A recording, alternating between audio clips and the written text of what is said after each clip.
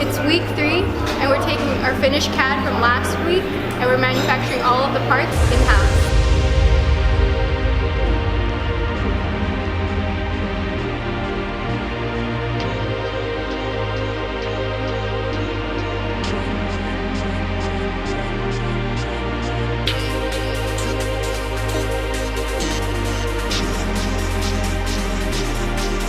So here we're using the CNC machines to fabricate the elevator and the chassis.